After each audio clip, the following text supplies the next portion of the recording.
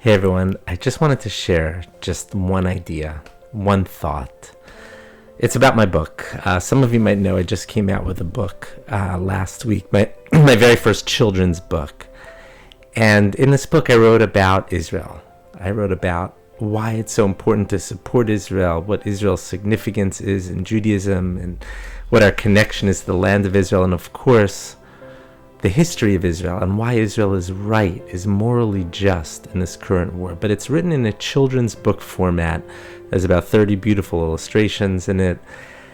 And I could say so far, thank God, the feedback on the book has been incredible. People are loving it. People are buying it. It's doing really, really well. Here's the book. I'm going to just hold it up, a little shameless self-promotion.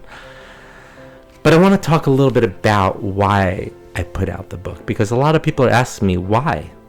What was the point in putting out such a book? Aren't you just preaching to the choir, so to speak? In all likelihood, the only people who are going to buy it are just the people who are already pro-Israel and love Israel. So what's the point even of putting out such a book?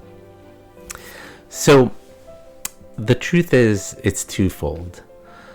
First of all, I don't want this book only to go out to people who are pro-Israel. I want this book to go out to people who are also ignorant of a lot of the facts and actually then could come to have an understanding of Israel's difficult position and why Israel is morally just in this current war and in general. So that is most of the reason I wanted to put this book out. I do want this book to have a much greater impact on the world than just the small, cloistered, clustered Jewish group who already, so to speak, believes in these ideas. I do want this book to have a much, much greater impact. But there's something else. There is some value in preaching to the choir. These are truths that so often we can forget. And when we look at some of the headlines that we see sometimes, we could lose sight of the bigger picture. We could lose sight of some of the moral clarity that we know we have. Every year before Rosh Hashanah Yom Kippur, we go through the same process. Tshuva, we start thinking introspection, we start studying the same books, reading the same words about tshuva, reading about the same sins we did over and over and over again. Aren't we just preaching to the choir? Didn't we just already read this a year ago? There's value in preaching to the choir. So often we forget these ideals. Studying them, learning them, repeating them, reiterating them, it helps us remember who we are.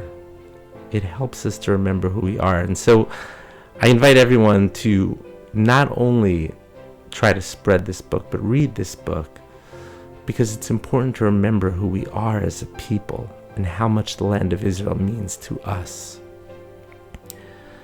In Pirkei Avos, it's written, Rabbi Tarfon used to say, it's not our duty to finish our work in this world, but it's also, we do not have the ability to neglect the work that we have to do.